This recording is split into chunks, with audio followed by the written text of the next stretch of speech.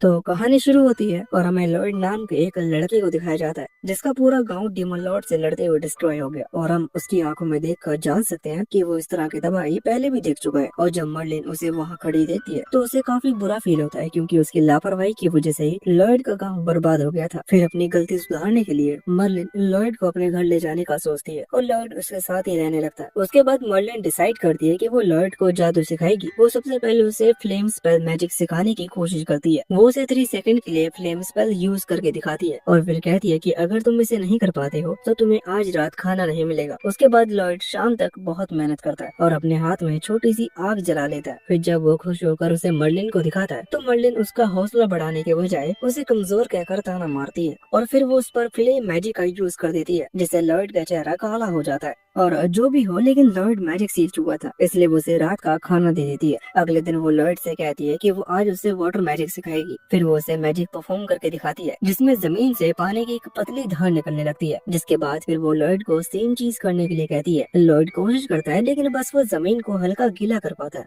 और अपनी छोटी सी सफलता से वो खुद पर गर्व महसूस कर रहा होता है। लेकिन मर्लिन को इम्प्रेस करना इतना आसान नहीं था तो वो लॉर्ड को असली वाटर मैजिक का पावर दिखाने के लिए उस पर खूब सारा पानी डाल देती है। फिर टाइम बीतता जाता है। जो लॉर्ड की ट्रेनिंग जारी रहती है वो जादू सीखने की पूरी कोशिश करता है और मर्लिन उसकी हर गलती के लिए उसे सजा देती है। धीरे धीरे मर्लिन की इस हार्ड ट्रेनिंग का असर दिखना शुरू हो जाता है क्योंकि सर्दियों का मौसम आते आते लॉर्ड की मैजिक स्किल काफी अच्छी हो चुकी थी। वो सिर्फ अपनी उंगलियां घुमाकर मर्लिन की बर्फ की मूर्ति बना देता है। ये देखकर मर्लिन काफी इम्प्रेस होती है लेकिन वो अपना कैरेक्टर से बाहर आने नहीं चाहती थी। लेकिन वो उस बर्फ की मूर्ति को कंट्रोल कर लेती है और उससे लॉर्ड को पकड़कर मूर्ति को 30 फीट ऊंचा कर देती है ताकि लॉर्ड को दिखाया जा सके कि असली स्नो मैजिक क्या होती है। फिर मर्लिन उस मूर्ति को तोड़ देती है जिससे लॉर्ड भी जमीन पर गिर जाता है और इतने दिनों में वो लोग एक दूसरे को अच्छे से समझने लगे। इसलिए लॉर्ड जैसे ही बर्फ से निकलता है वो मर्लिन से कहता है कि मैं और ज्यादा मेहनत करूंगा। ये सुनकर मर्लिन हल्की सी स्माइल देती है और उसकी बात मान लेती है। फिर कुछ और टाइम बीत जाता है और एक सुबह मर्लिन अपने सोफे पर पड़ी होती है और उसे काफी सर दर्द हो रहा था क्योंकि पिछली रात उसने बहुत सारी शराब पी ली थी। लॉर्ड उसे देखने आता है और पूछता है कि क्या आप ठीक है। इस बार मर्लिन कहती है कि बिल्कुल भी नहीं, मेरी हालत बहुत खराब है। ये सुनकर लॉर्ड उसके माथे पर अपना हाथ रखता है और वो व्हाइट मैजिक का इस्तेमाल करता है जिससे कुछ ही सेकंड्स में मर्लिन का सर दर्द गायब हो जाता है और वो काफी अच्छा महसूस करने लगती है। फिर वो उठती है और लॉर्ड को गले लगाकर उसे ठीक करने के लिए थैंक्स कहती है। लेकिन जैसे ही वो ठीक होती है वो कहती है कि अब तुम्हारी ट्रेनिंग का वक्त हो गया और उसे उठाकर ट्रेनिंग के लिए ले जाती है। फिर कई साल बीत जाते हैं और एक दिन मर्लिन को एक बुक मिलती है जिसे देखकर वो काफी टेंशन में आ जाती है। उसी वक्त लॉर्ड वहाँ आ जाता है और कहता है कि डिनर तैयार है।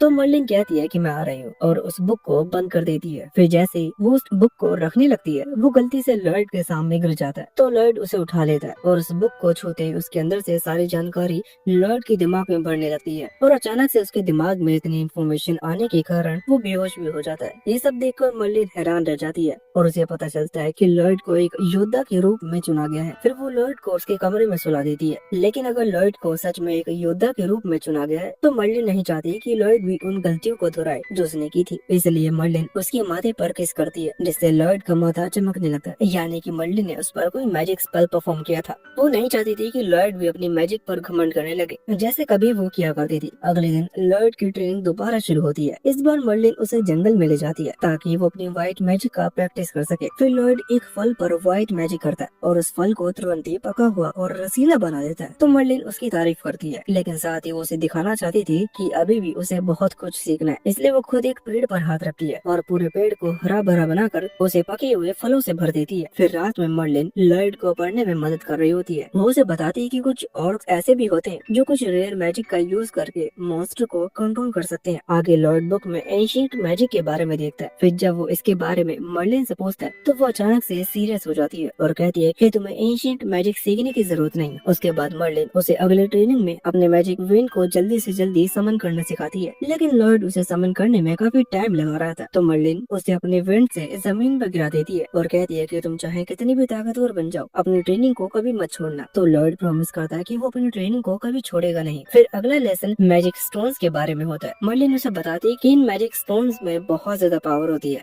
और ये अपने आसपास की चीजों को भी मैजिक स्टोन में बदल सकती है। फिर कुछ साल बीत जाते हैं और एक दिन मर्लिन ट्रेनिंग के दौरान लॉयड को एक सुनसान जंगल में ले आती है और उसे एक चाकू देते हुए कहती है कि अब तुम्हें इस जंगल में खुद से सरवाइव करना होगा और अपने दम पर घर लौटना होगा। और इससे पहले कि लॉयड कुछ कहता, मर्लिन वहाँ से भाग जाती है और अब लॉयड उसे जंगल में अकेले फंस गया होता है। उसी वक्त वहाँ एक सफेद भेड़िया आ जाता है और वो लॉयड पर हमला कर देता है। तो लॉयड अपनी जान बचाने के लिए भागने लगता है और फिर वो एक पेड़ पर जाकर अपनी जान बचाता है। वो सोचता है कि एक व्हाइट मैजिशियन होने के कारण उसके पास इतनी पावर नहीं है कि वो उस खतरनाक भेड़िए का सामना कर सके, इसलिए वो बिना लड़ाई किए छुपकर घर जाने का फैसला करता है। फिर वो अपने मैजिक से आसपास का एरिया स्कैन करता है ताकि वो पता कर सके कि उसे किस डायरेक्शन में जाना है। और स्कैन करने के बाद उसे समझ में आता है कि वो अपने घर से बहुत ज्यादा दूर आ चुका है और अब उसे किसी तरह से जंगल पार करके घर जाना होता है। फिर जैसे ही रात होती है वो अपने मैजिक को इम्प्रूव करने के लिए प्रैक्टिस करता है। ऐसे ही कई दिन बीत जाते हैं और एक दिन लॉयड गलती से एक सूखी टहनी पर पैर रख देता है, जिसके कारण उसके सामने एक विशाल मकड़ी आ जाती है, जिसे देखकर लॉयड बहुत ज्यादा डर जाता है और उल्टी दिशा में भागने लगता है। फिर वो अपनी स्पीड बढ़ाने के लिए हेस्ट स्पेल का यूज करता है और उस मकड़ी से बच जाता है। आखिरकार जैसे तैसे वो सही सलामत घर पहुंच जाता है, लेकिन थकावट के कारण वो घर के दरवाजे पर ही बेहोश हो जाता है। फिर जब मर्लिन उसे वहाँ देखती है तो काफी प्राउड महसूस करती है, क्योंकि लॉयड अपने मैजिक और समझदारी के दम पर अकेले ही वापस आ गया था। फिर कुछ और साल बीत जाते हैं और एक दिन लॉयड सफाई कर रहा होता है और मर्लिन के डेस्क पर उसे एक किताब दिखती है जो कि एक टाउन के बारे में थी। वो लॉयड को काफी इंटरेस्टिंग लगती है और वो मर्लिन से पूछता है कि क्या मैं ये किताब ले लूं? तो मर्लिन हाँ कर देती है और अभी तक लॉयड की ट्रेनिंग लगभग कंप्लीट हो चुकी थी। उसे अब मर्लिन की पनिशमेंट झेलनी नहीं पड़ती है, लेकिन मर्लिन उसे हर दूसरे दिन नए मैजिक को बनाने में मदद करने के लिए जबरदस्ती ले जाती है,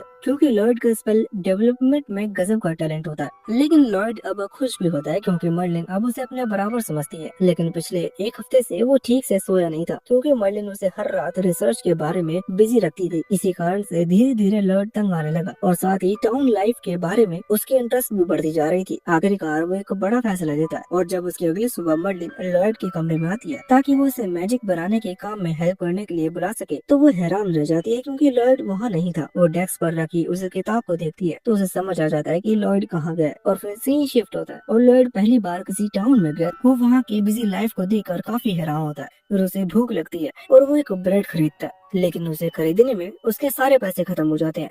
उसे समझ में आ जाता है कि उसे जल्दी कोई काम ढूंढना होगा। तभी अचानक से उसके चेहरे पर एक एडवेंचरस रिक्रूटमेंट का पोस्टर उड़ते हुए आता है। उसे देखकर वो डिसाइड करता है कि वो भी इसमें शामिल होगा। वहाँ हम एक रहस्यमय बंदे को देखते हैं जो लॉयड का पीछा कर रहा होता है। फिर लॉयड एडवेंचरस की टीम में शामिल हो जाता है और एक एजेंट साइक्लॉप्स में जुड़ने के लिए अपने दोस्तों के साथ कासल की छत पर आ जाता है। उनके टीम का लीडर एलन सीना से उन्हें हील करने के लिए कहता है, लेकिन जैसे ही सीना उन्हें हील करने वाली होती है उससे पहले लॉयड अपना रिफाइंड मैजिक यूज करता है, जिससे सभी लोग काफी बेहतर फील करने लगते हैं और उनकी पावर्स बढ़ जाती है। लेकिन किसी को पता नहीं चलता कि ये मैजिक लॉयड ने किया है, क्योंकि वो इसके बारे में किसी को बताता नहीं। उसके बाद आर्चर साइक्लोप की आंखों में तीर मारती है और रीना साइक्लोप के पंच को ब्लॉक कर देती है और वो खुद ही हैरान रह जाती है कि उसने इतनी आसानी से ये कैसे कर लिया। फिर एलन एक अटैक में ही उस साइक्लोप्स को खत्म कर देता है। इसके बाद एलन खुद पर प्राउड फील करने लगता है, जैसे कि उसने खुद के दम पर किया हो। लेकिन रीना नोटिस करती है कि उनकी एनर्जी बढ़ने में लॉयड का हाथ है। फिर साइक्लोप्स को हराने के बाद पूरी टीम वापस शहर में आ जाती है और यहाँ एलन को एक हीरो की तरह ट्रीट किया जाता है, क्योंकि साइक्लोप्स को मारना काफी हार्ड था और अब तक कोई दूसरा ऐसा नहीं कर पाया था। फिर उन्हें साइक्लोप्स को हराने के लिए एक बड़ा इनाम दिया जाता है, लेकिन एलन लॉयड को सिर्फ 5 सिक्के देता है और कहता है कि तुम अभी टीम में नहीं हो तो तुम्हारे लिए इतना काफी है। लॉयड भी बिना किसी शिकायत से उन सिक्कों को रख लेता है। फिर एलन जीतने की खुशी में सभी को ड्रिंक करने के लिए कहता है, लेकिन लॉयड वहाँ से उठकर चला जाता है क्योंकि वो ड्रिंक नहीं करना चाहता था। ये देखकर मेज गुस्सा हो जाती है कि लॉयड उनके साथ सेलिब्रेट नहीं करना चाहता, लेकिन एलन कहता है कि उसे जाने दो, हम किसी और व्हाइट मेज को अपने टीम में हायर कर सकते हैं। वैसे भी उसने साइक्लोप्स को हराने में कुछ खास मदद नहीं की थी। फिर सीन शिफ्ट होता है और हम मर्लिन के घर पर वही रहस्यमय बंदा पहुंचता है जो लॉयड का पीछा कर रहा था। मर्लिन उससे लॉयड के बारे में पूछती है तो इस बंदे का नाम विल होता है और वो मर्लिन को बताता है कि लॉयड ने सिटी में एक एडवेंचर की टीम ज्वाइन कर ली है। ये सुनकर मर्लिन राहत की सांस लेती है कि अब समय आ गया है जब लॉयड को खुद ही अपने फैसले लेने होंगे और जब तक वो अपने पावर्स का घमंड नहीं करता, जैसे कि मैं अपने यंग दिनों में घमंडी हो गई थी, उसे कुछ भी नहीं होगा। फिर विल उससे पूछता है कि क्या तुम्हें आज भी उस दिन का पछतावा है। ये सुनकर मर्लिन को अपनी गलती पर फिर से याद आती है। उस वक्त डीमन लॉर्ड मैजिक बुक को पाने के लिए खुद को सैक्रिफाइस करने के लिए भी तैयार था और मर्लिन इस खतरे को जान नहीं पाती, जिस कारण से पूरा गाँव एक ही झटके में तबाह हो जाता है, जिसमें मर्लिन के साथ साथ बाकी सारे लोग भी मारे जाते हैं। लेकिन उनकी टीम में साइबर नाम का एक बंदा था जो एंशिएंट मैजिक को यूज कर सकता था। उसने अपनी मैजिक से सभी मरते हुए लोगों को जिंदा कर दिया था, लेकिन इसके बदले उसे अपनी जान गंवानी पड़ी और तभी से मर्लिन खुद को दोषी मान रही है। फिर स्टोरी वापस लॉयड पर शिफ्ट होती है और वो अब भी उसे टीम का हिस्सा है और हर बार जब भी उसकी टीम मुसीबत में होती है तो लॉयड उन पर बस स्पेल यूज कर देता है, जिससे उनकी पावर्स बढ़ जाती है और इस तरह से वो लोग काफी फाइट्स जीत जाते हैं। लेकिन किसी को भी एहसास नहीं होता कि असल में पूरी टीम को लॉयड ने संभाल रखा है। फिर रात में रीना डिफेंस के बारे में एक बुक पढ़ रही होती है, तभी एलन उसके रूम में ये देखने के लिए आ जाता है कि वो क्या कर रही है। रीना उसे बताती है कि वो जानने की कोशिश कर रही है कि आजकल उसके शील्ड पर मॉन्स्टर के अटैक का कोई असर क्यों नहीं हो रहा। इस पर एलन कहता है कि हाल ही में मैंने भी खुद को ज्यादा पावरफुल महसूस किया है, लेकिन शायद हमारी पावर नेचुरली बढ़ रही है। तो रीना उसे याद दिलाती है कि पिछले कुछ टाइम से उन लोगों ने ढंग से ट्रेनिंग भी नहीं की, तो बिना मेहनत के उनकी पावर्स अचानक कैसे बढ़ सकती है। वहाँ जंगल में कुछ गार्ड्स निगरानी कर रहे होते हैं, तभी अचानक से एक गार्ड दर्द से चिल्लाने लगता है। तो दूसरा गार्ड ऊपर देखता है तो वहाँ एक बड़ा सा गोलम होता है। वहाँ उसे एहसास होता है कि वो एक मामूली सी नौकरी के लिए अपनी जान गंवाने वाला है। अगली सुबह गार्ड कैप्टन एलन से मिलने आता है और उससे मदद मांगता है। वो बताता है कि पिछली रात जो लोग गार्डिंग कर रहे थे उन्हें बहुत ही बेरहमी से मार दिया गया। एलन तुरंत इस मिशन को एक्सेप्ट कर लेता है क्योंकि उसे लगता है कि वो उस गोलम को बहुत ही आसानी से हरा सकता है। फिर वो अपनी पूरी टीम के साथ उस जगह पर जाता है। वहाँ लॉयड अपनी ट्रैकिंग मैजिक का यूज करता है, जिससे उन्हें गोलम का लोकेशन पता चल जाता है। फिर लॉयड की हेल्प के कारण वो लोग आसानी से गोलम को हरा देते हैं, लेकिन पास ही में एक डीमन छुपा होता है जो छत पर लगी पत्थरों की हेल्प से एक और गोलम बना देता है। लॉयड जब उस डीमन को ध्यान से देखता है तो उसे समझ आता है कि वो एक मैजिक वेंड और मैजिक स्टोन की मदद से गोलम को कंट्रोल कर रहा है। अब मैजिक स्टोन काफी खतरनाक होते हैं, इसलिए लॉयड खुद ही कंट्रोल करने का डिसाइड करता है। फिर वो एक एक्यूरेसी स्पेल डालता है और लुलू से डीमन पर एक तीर चलाने का ऑर्डर देता है। तो लुलू अचानक से उसका ऑर्डर सुनकर थोड़ी हैरान होती है, खास करके तब जब डीमन दीवार के पीछे छुपा होता है, लेकिन फिर भी वो तीर चलाती है जो किसी तरह डीमन से कनेक्ट हो जाता है। लेकिन इसके बाद लॉयड मिया को कहता है कि वो डीमन के मैजिक वेंट को टेलीपोर्ट करके उसके पास ले आए और जैसे ही मिया ऐसे करती है लॉयड उसे वेंट की ताकत को सील करने के लिए एक स्पेल का यूज कर देता है। ये सब देखकर एलन को गुस्सा आने लगता है क्योंकि लॉयड सबको ऑर्डर दे रहा होता है जबकि असल लीडर तो वो है। इसलिए फिर वो अपनी लीडरशिप दिखाने के लिए गुस्से में आकर गोलम पर लास्ट अटैक करने के लिए आ जाता है। तो लॉयड उसे मरने नहीं देना चाहता था, इसलिए वो खुद पर स्पीड बढ़ाने वाला मैजिक यूज करता है और जल्दी से जाकर एलन को धक्का दे देता है ताकि वो गोलम से बच सके। इस तरह से लॉयड एलन की जान बचा लेता है, लेकिन एलन उल्टा उस पर चिल्लाने लगता है कि तू बीच में क्यों आया। फिर एलन गोलम को मार देता है और जब सभी वापस सिटी जाते हैं तो एलन गुस्से में आकर लॉयड को टीम से निकाल देता है कि तू सिर्फ टांग अड़ाता है और हमारी कोई मदद नहीं करता।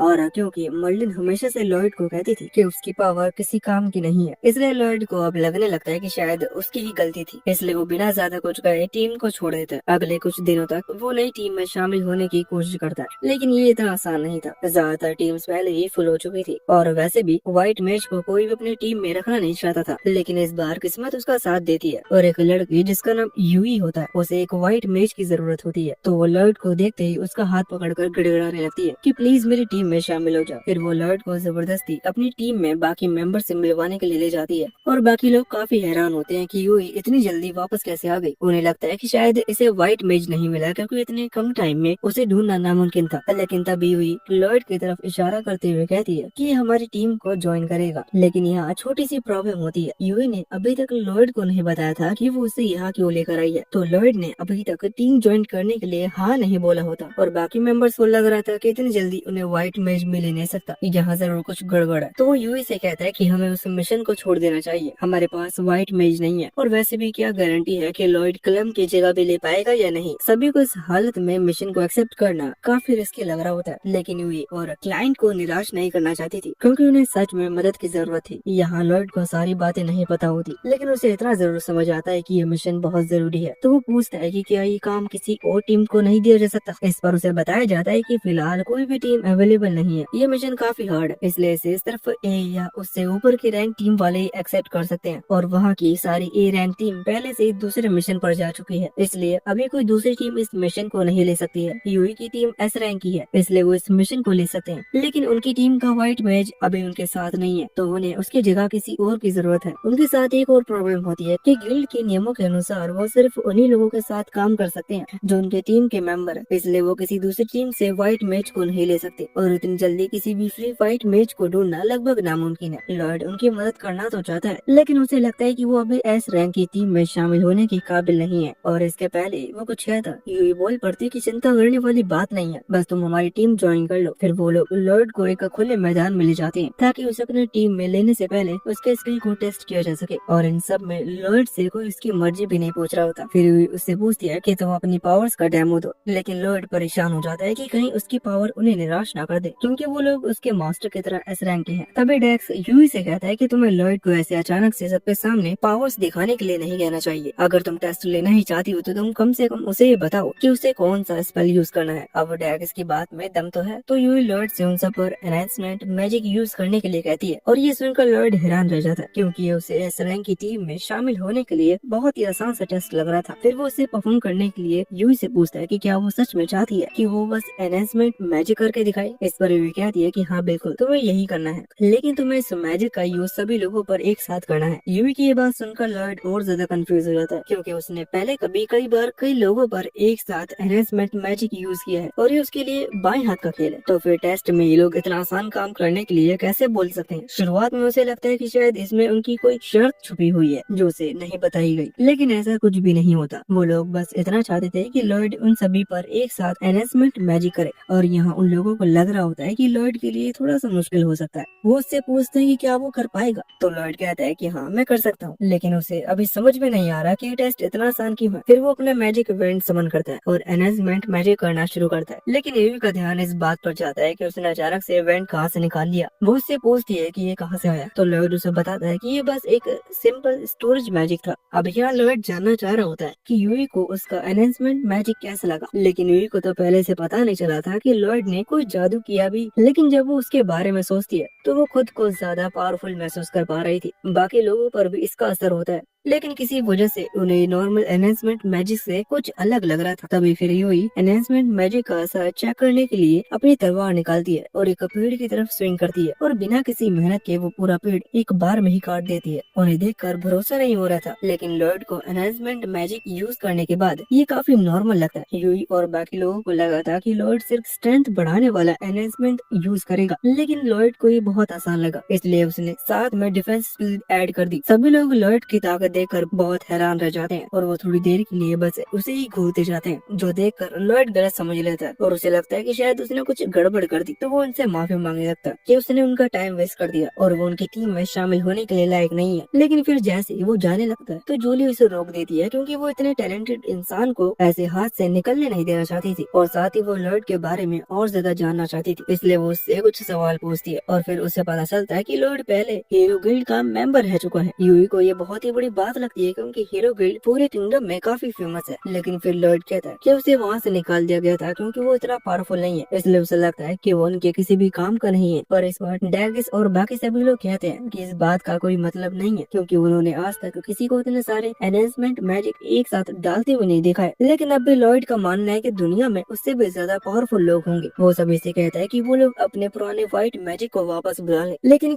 यूई की टीम के लिए ये पॉसिबल नहीं था, क्योंकि कलम जो उनकी टीम की व्हाइट मेज थी, उसकी छोटी बहन बहुत बीमार है। अभी तक कलम अपनी बहन की देखभाल के साथ साथ एडवेंचर्स कर रही थी, लेकिन इतने सारे प्रेशर की वजह से उसकी तबीयत खराब होने लगी और वो बैटल फील्ड पर फोकस नहीं कर पा रही थी। इसी वजह से उसने टीम को छोड़ दिया। लेकिन वहाँ सभी को पता होता है कि कलम ने सिर्फ इसलिए टीम को छोड़ दिया ताकि वो उन लोगों के लिए बोझ न बने। वो लोग उसे जाने देना नहीं चाहते थे, लेकिन इसकी सिचुएशन देखते हुए वो लोग उसे रोक नहीं पाए और तभी उसे वो लोग उसकी जगह पर एक नई व्हाइट मेज की तलाश कर रहे हैं। नॉर्मली वो लोग बिना व्हाइट मेज का ही मिशन को पूरा कर लेते हैं, लेकिन ए रैंक का मिशन बिना किसी हीलर के पूरा करना मुश्किल है। यहाँ लॉर्ड को समझ आ जाता है कि वो लोग कलम की बहुत ज्यादा परवाह करते हैं, इसलिए वो उनकी मदद करना चाहता है। फिर वो पूछता है कि कलम की बहन को क्या हुआ। अब इसके बारे में यूई को कुछ खास पता नहीं होता, लेकिन वो इतना बताती है कि उसके बहन को एक ऐसी बीमारी है जो उसके शरीर को धीरे धीरे मैजिक स्टोन में बदल रही है। फिर लॉर्ड को याद आता है कि उसने कहीं पढ़ा था कि मैजिक स्टोन सिर्फ लोगों को ही नहीं बल्कि दूसरी चीजों को भी पत्थर में बदल देता है और तभी से वो इसका इलाज ढूंढ रहा है। उसे लगता है कि शायद वो मदद कर सकता है। फिर वो यूई से कहता है कि उसे कलम के घर ले जाए। कुछ देर बाद वो कलम के घर पहुंच जाते हैं। कलम यूई और एक अनजान बंदे को देखकर हैरान हो जाती है, लेकिन वो उन्हें अंदर बुला देती है और यहाँ लॉर्ड पहले ही माफी मांग लेता है, क्योंकि उसके सवाल कलम को गुस्सा दिला देते थे। लेकिन वो उसकी बहन की बीमारी के बारे में डिटेल से जानना चाहता था। कलम को इससे कोई परेशानी नहीं होती और वो पूरी बात बताना शुरू करती है। वो बताती है कि वो और उसकी बहन सिल्वी पहले हमेशा साथ में एडवेंचर करती थी, लेकिन एक मिशन के दौरान सिल्वी घायल हो गई और तब से ही उसे होश नहीं आया। यूई पूछती है कि क्या सिल्वी को किसी मॉन्स्टर ने इंजर्ड किया है, लेकिन कलम को पता नहीं होता कि असल में वहाँ हुआ क्या था, क्योंकि जब सिल्वी मिली थी तो वो पहले से ही बेहोश थी। फिर लॉर्ड पूछता है कि सिल्वी में बीमार होने के बाद से क्या क्या सिम्टम्स दिख रहे हैं। इस पर कलम कहती है कि बताने से अच्छा तुम लोग खुद ही देख लो। फिर वो उन्हें सिल्वी के रूम तक ले जाती है। फिर अंदर जाने से पहले कलम उन्हें सिल्वी की कंडीशन के बारे में वार्न करती है। फिर जैसे ही वो दरवाजा खोलती है तो पूरा रूम नेगेटिव एनर्जी से भरा होता है और ये एनर्जी सिल्वी से रिलीज हो रही थी। फिर कलम चादर हटा देती है और हम देखते हैं कि सिल्वी के हाथ और पैर पत्थर में बदलना शुरू हो गए हैं। लॉर्ड पहली बार इस तरह का कुछ देख रहा होता है। वो काफी हैरान होता है कि मैजिक स्टोन किसी की क्या हालत बना देता है। अब सिल्वी की एनर्जी बेकाबू हो चुका था और इसी वजह से उसका शरीर धीरे धीरे पत्थर में बदल रहा है और वो जल्दी पूरी तरह से स्टोन में बदल जाएगी। फिर लॉर्ड कलम से कहता है कि मुझे सिल्वी को देखने दो, मेरे पास एक आइडिया है और अगर ये काम करता है तो हम सिल्वी को ठीक कर सकते हैं। उसकी बात जानकर कलम को यकीन नहीं होता कि लॉर्ड कुछ कर सकता है, क्योंकि वहाँ के बेहतरीन हीलर्स भी सिल्वी को ठीक नहीं कर पाए थे। तभी लॉर्ड बताता है कि सिल्वी के अंदर हाई प्योरिटी मैजिक वाला स्टोन चला गया है। फिर वो कलम से पूछता है कि क्या जिस गुफा में सिल्वी को चोट लगी थी वहाँ काफी ज्यादा नेगेटिव एनर्जी थी। इस पर कलम उसकी बात कंफर्म करते हुए हाँ करती है। असल में वो जिस मिशन पर थे उसका मकसद था गुफा में मैजिक स्टोन्स को कलेक्ट करना, तो शायद सिल्वी की हालत का कारण भी उसी गुफा में छुपा हुआ है। फिलहाल लॉर्ड कलम से सिल्वी की चोट दिखाने के लिए कहता है, तो कलम उसे सिल्वी की चोट दिखाती है। ये बिल्कुल वैसा ही होता है जैसा लॉर्ड ने सोचा था। वो बताता है कि जरूर सिल्वी की बॉडी में एक मैजिक स्टोन चला गया है और वो उनकी एनर्जी के कारण ही वो स्टोन में बदलती जा रही है। अभी तक लॉर्ड की हर बात सही साबित हो रही थी, इसलिए यूई कलम से कहती है कि उसे लॉर्ड पर भरोसा करना चाहिए ताकि वो सिल्वी की जान बचाने की कोशिश कर सके। फिर सारी तैयारी होने के बाद लॉर्ड एक स्पेल कास्ट करता है और सिल्वी की बॉडी से सारी नेगेटिव एनर्जी निकालना शुरू कर देता है। लेकिन इतना सारा डार्क एनर्जी को अब्सॉर्ब करना उसके लिए भारी पड़ने लगता है। लेकिन अगर वो सिल्वी को ठीक करना चाहता है तो उसके शरीर से जितना ज्यादा हो सके डार्क एनर्जी को निकालना होगा और साथ ही उसे ये भी ध्यान रखना होगा कि एनर्जी की कमी से सिल्वी की जान न चली जाए। इसलिए वो डार्क एनर्जी निकालने के साथ साथ उसे हील भी करने लगता है। लेकिन क्लम उसे हीलिंग स्पेल को पहचान नहीं पा रही थी जो लॉर्ड यूज कर रहा था, तो वो पूछते हैं कि क्या इसमें कुछ अलग है। इस पर लॉर्ड बताता है कि सिल्वी के शरीर से जो एक्स्ट्रा एनर्जी आ रही है उसे कहीं खर्च करना होगा, इसलिए वो एक कमजोर हीलिंग स्पेल यूज कर रहा है जो ज्यादा एनर्जी को अब्सॉर्ब करता है और इससे वहाँ की एक्स्ट्रा एनर्जी भी यूज हो जाएगी। यूई को व्हाइट मेज के मैजिक के बारे में ज्यादा पता नहीं होता, इसलिए वो कलम से पूछती है कि क्या जो लॉर्ड कर रहा है वो कमाल का है। लेकिन कमाल शब्द भी लॉर्ड के लिए कम पड़ते हैं। वो खुद से बनाए गए स्पेल का यूज कर रहा होता है, साथ ही वो अकेले ही 2 अलग अलग टाइप के मैजिक कास्ट कर रहा होता है जो अपने काम में ही एक बहुत ही बड़ी बात होती है। और तो और उसके अंदर नॉर्मल लोगों से काफी ज्यादा पावर होती है। फिर जैसे जैसे लॉर्ड हीलिंग करता है कि बॉडी में हो रही मैजिक स्टोन का असर ठीक होने लगती है और जब लॉर्ड अपना काम पूरा करता है तो सिल्वी का शरीर पूरी तरह से नॉर्मल हो जाता है और इतनी मेहनत के बाद लॉर्ड बुरी तरह से थक जाता है। उसके थोड़ी देर बाद ही सिल्वी होश में आ जाती है और उसे होश में देखकर कलम की आंखों से खुशी के आंसू गिरने लगते हैं।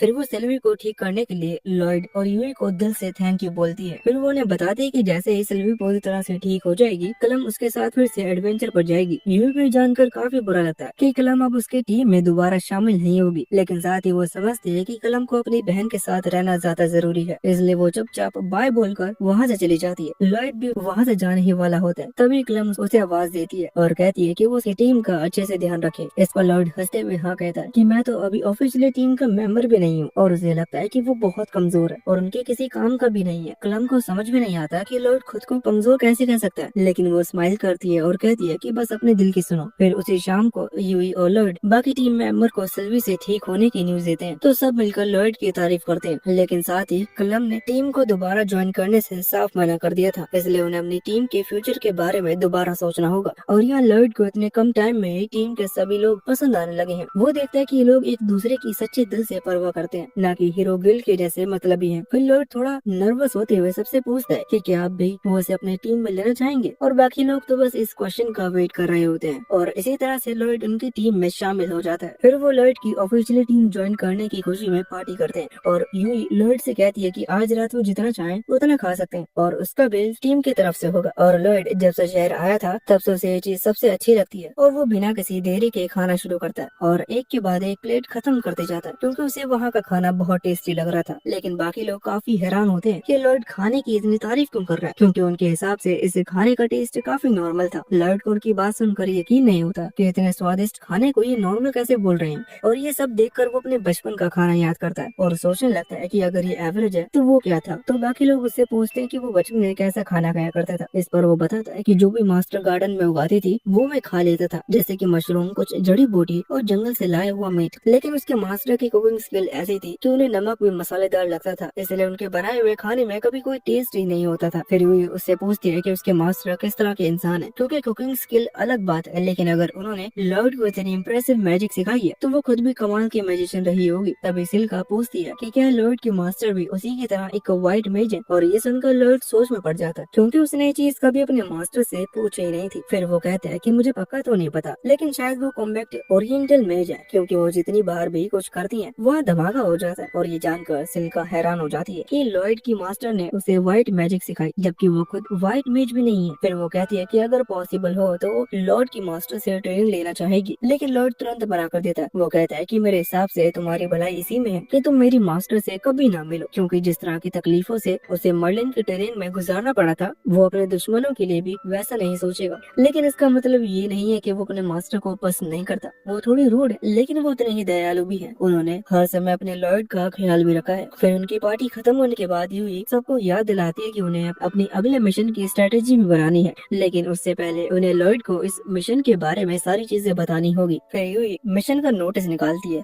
और डैगस उसे बताता है कि उनका मिशन एक ऐसे मॉन्स्टर के झुंड को खत्म करना है जो हाल ही में खेतों को तहस महस कर रहे हैं। गाँव वाले उन्हें रोक नहीं पा रहे, और अजीब बात यह है कि उस झुंड में एक तरह की नहीं बल्कि काफी अलग अलग तरह की प्रजातियों के मॉन्स्टर हैं। ये इतना अजीब केस है कि उनके लिए सोच पाना मुश्किल है कि उनका सामना किस चीज से हो सकता है। लेकिन यूई का मानना है कि एडवेंचर होने के नाते लोगों की मदद करना उनका कर्तव्य है, और लॉर्ड भी उसकी बात से अग्री करता है। फिर जब बात मॉन्स्टर की भीड़ से लड़ने की हो तो यूई और डैगस कुछ खास नहीं कर सकते, इसलिए उन्हें मॉन्स्टर को खत्म करने के लिए सिल्की की AEO मैजिक पर निर्भर रहना होगा। लेकिन बड़ी जगह में मैजिक परफॉर्म करने के लिए बहुत ज्यादा एनर्जी की जरूरत होती है, इसलिए सिल्का अपनी परेशानी जाहिर करती है कि अगर मॉन्स्टर की संख्या बहुत ज्यादा हुई तो शायद वो सबको खत्म ना कर पाए। फिर वे लॉर्ड से पूछती है कि क्या वो कोई अटैक मैजिक कर सकता है। इस पर वो बताता है कि हाँ, उसे कुछ स्पेल आते हैं, लेकिन उसके मैजिक सिल्का जैसे कॉम्बैक्ट मेज की तुलना में ज्यादा असरदार नहीं होंगे। उसके बाद फिर वो फाइट के लिए प्लान बनाने लगते हैं। डैग्स सजेस्ट करता है कि वो और यूई सबसे आगे जाकर मॉन्स्टर का ध्यान अपनी तरफ खींचेंगे, और जब सारे मॉन्स्टर उनका पीछा करने लगेंगे तो उन सबको एक जगह ले आएंगे जहाँ सिल्का अपने मैजिक से उन्हें एक बार में ही खत्म कर देगी। और जब सिल्का मैजिक परफॉर्म कर रही होगी तो कर्स उसे प्रोटेक्ट करेगा और लॉर्ड उन्हें हील करेगा और उनकी मदद करेगा। सिल्का थोड़ा एक्साइटेड हो जाती है क्योंकि उसे पता है कि लॉर्ड की एनहांसमेंट मैजिक बहुत ही पावरफुल है, लेकिन लॉर्ड को अभी भी समझ में नहीं आ रहा था कि सब लोग उसके बारे में इतना अच्छा क्यों सोचते हैं। शुरुआत में ही यूई को लग गया था कि लॉर्ड जानबूझकर अपनी पावर छुपा रहा है, लेकिन अब उसे समझ में आ जाता है कि लॉर्ड सच में नहीं जानता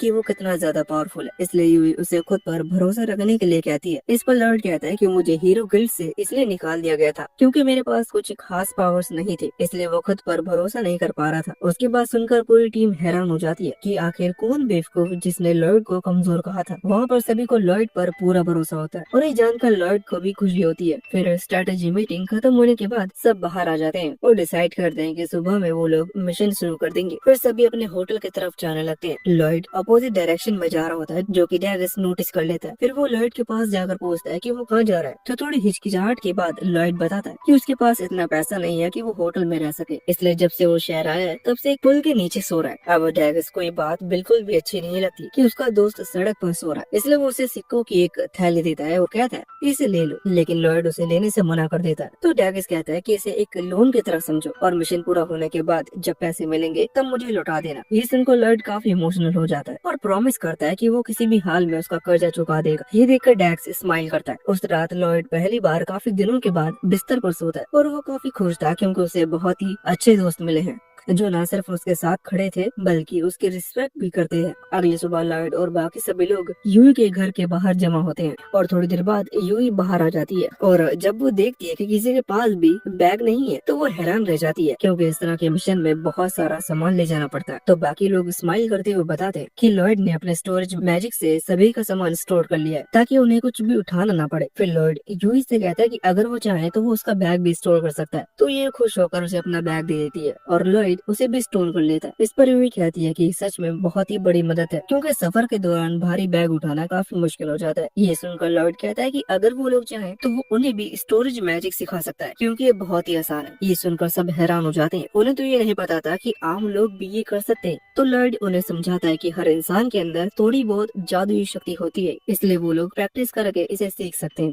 तो ये सुनकर सभी लोग काफी एक्साइटेड होते हैं और उसे मैजिक सिखाने के लिए कहते हैं। फिर थोड़ी देर में उनका सफर शुरू होता है और वो मैदान से होते हुए धीरे धीरे आगे बढ़ते हैं और आखिरकार राक्षसों के देश के बॉर्डर के पास पहुंच जाते हैं। अभी वहाँ काफी शांति है क्योंकि मॉन्स्टर कुछ समय से छिपे हुए हैं, लेकिन किसी को नहीं पता कि वो फिर कब हमला कर दे। फिर हम घने जंगलों के अंदर एक रहस्यमय काले कपड़ों में लिपटा हुआ आदमी को देखते हैं जो किसी खतरनाक काले जादू का यूज कर रहा होता है और उसे देखकर ऐसा लग रहा था कि वो लॉयड की टीम के लिए खतरा साबित होने वाला है। फिर लॉयड और बाकी सभी लोग अपने पहले चेक पॉइंट पर पहुंच जाते हैं और वो वहाँ उम्मीद से काफी पहले पहुंच गए थे, इसलिए वो वहाँ पर कैंप लगाने का डिसाइड करते हैं। लॉयड अपने स्टोरेज से सारा कैंपिंग गियर निकालता है और फिर सभी मिलकर टेंट लगाते हैं और रात के लिए फायर प्लेस की तैयारी करने लगते हैं। फिर काफी देर तक काम करने के बाद सब कुछ तैयार हो जाता है। यूई पसीने से भीग चुकी थी। फिर वो थक कर डैक्स से पूछता है कि क्या मैं नदी में जाकर नहा सकती हूँ, लेकिन डैक्स मना करते हुए कहता है कि अभी बहुत काम बाकी है, हमें रात के खाने के लिए लकड़ियाँ भी जमा करनी है। तभी लॉयड वहाँ आता है और कहता है कि वो यूई के बदले लकड़ियाँ ले आएगा। फिर यूई उसे थैंक्स बोलती है और वो सिल्का का हाथ पकड़कर उसे पानी में ले जाने लगती है। वहाँ लॉयड अकेले ही जंगल में सूखी लकड़ियाँ जमा कर रहा होता है। थोड़ी देर में ही वो काफी लकड़ियाँ जमा कर लेता है। उसके बाद वो वापस आने की तैयारी करने लगता है, मगर तभी नदी की ओर से यूई और सिल्का की चीखने की आवाज आती है। अब हम यहाँ देखते हैं कि वो दोनों नदी में नहा रही होती है, लेकिन पानी में एक जायंट बोसिलिस्क छुपा हुआ था। उन दोनों की हालत और भी ज्यादा खराब होने लगती है क्योंकि उन्हें याद आता है कि उनके पास कोई भी हथियार नहीं है। तो यहाँ अगर लॉयड ने जल्दी कुछ नहीं किया तो वो दोनों उस मॉन्स्टर का शिकार बनने वाले हैं। फिर लॉयड बिना टाइम वेस्ट किए पहाड़ से फिसलते हुए नीचे आता है और उस मॉन्स्टर का ध्यान भटकाने के लिए एक छोटी सी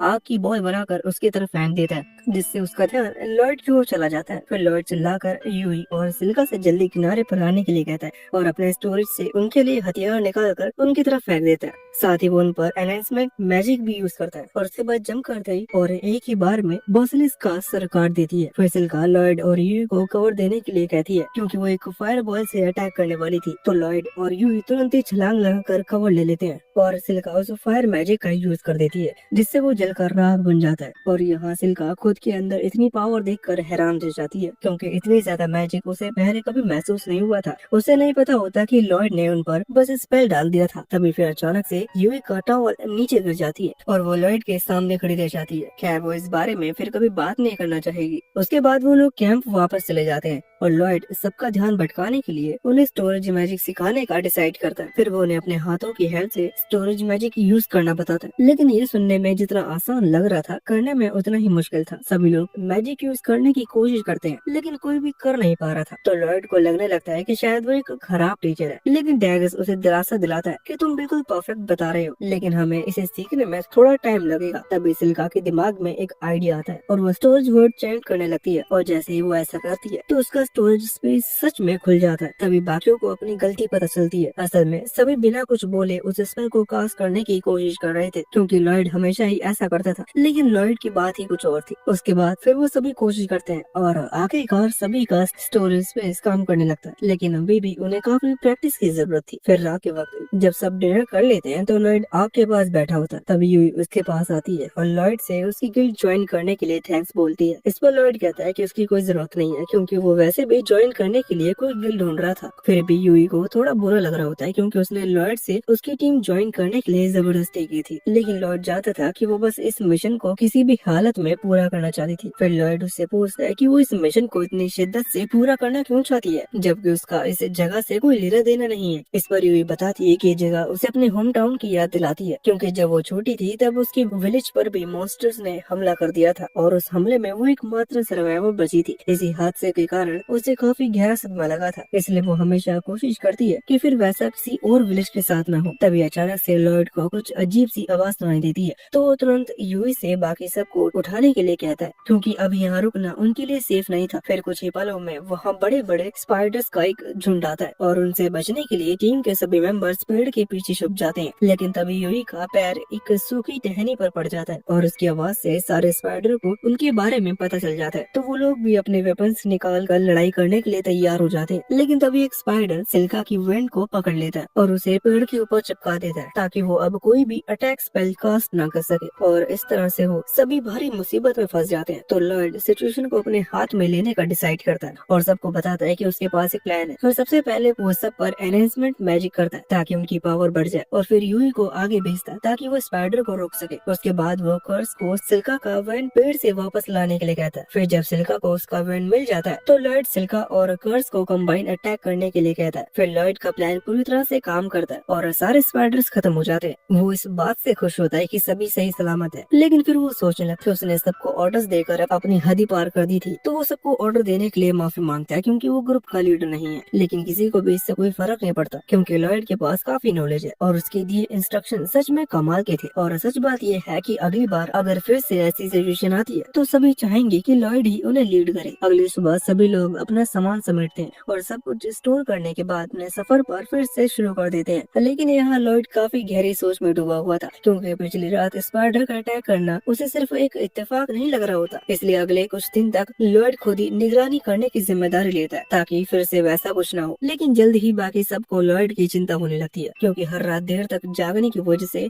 उसकी तबीयत खराब हो सकती थी। फिर वो लोग रोटेटिंग शिफ्ट में निगरानी रखने का सुझाव देते हैं, लेकिन लॉयड कहता है कि रात में जागना उसकी आदत है और इससे उसे कोई परेशानी नहीं है। लॉयड को लग रहा होता है कि उसकी स्किल इतनी पावरफुल नहीं है, इसलिए उसे इस तरह से अपनी टीम की मदद करनी चाहिए, जबकि ये बिल्कुल भी सच नहीं होता और ये बात सभी को पता थी। उन्होंने उसे कई बार समझाने की कोशिश की कि उसकी स्किल इतनी एक्स्ट्रा ऑर्डिनरी नहीं है, फिर भी लॉयड उन पर भरोसा नहीं कर पा रहा होता। इसलिए सिल्का कहती है कि फिलहाल इस टॉपिक को रहने दो और हम लोग थोड़ा आराम कर लेते हैं। फिर जाने से पहले वो लॉयड से भी कहती है कि तुम खुद को इतना फोर्स मत करो। अगले सुबह वो लोग फिर से अपनी यात्रा शुरू करते हैं और यूई अब लॉयड की सेल्फ कॉन्फिडेंस को लेकर सच में परेशान होने लगती है। तभी वो देखती है कि लॉयड एक तरफ चुपचाप कोई स्पेल कास्ट कर रहा होता है, तो वो उसके पास जाकर पूछती है कि वो क्या कर रहा है। इस पर लॉयड बताता है कि वो बस एक सिंपल डिटेक्शन स्पेल कास्ट कर रहा है ताकि उसे मॉन्स्टर के लोकेशन को पता चल जाए। लेकिन इतना सिंपल नहीं था। डिटेक्शन मैजिक इतना रेयर होता है कि यूई ने आज तक किसी को भी इसका यूज करते हुए नहीं देखा था, लेकिन लॉयड के लिए ये कोई बड़ी बात नहीं थी। वो कहता है कि उसकी डिटेक्शन रेंज बस कुछ किलोमीटर तक ही है, लेकिन टाइम पर उसका यूज करने से वो सुरक्षित रह सकते हैं। यूई भी कहती है कि डिटेक्शन मैजिक से उनका सफर सच में काफी सेफ हो जाएगा, लेकिन फिर उसे चिंता होती है कि लॉयड अगर इतनी पावर यूज करेगा तो इसके लिए प्रॉब्लम वाली बात हो सकती है। फिर यूई उससे पूछती है कि क्या वो किसी तरह से उसकी मदद कर सकती है, लेकिन लॉयड कहता है कि नहीं, मैं सब संभाल लूंगा, मुझे कोई मदद नहीं चाहिए। उस रात फिर से लॉयड निगरानी रखने के लिए जागता है। वहाँ दूसरी तरफ जब यूई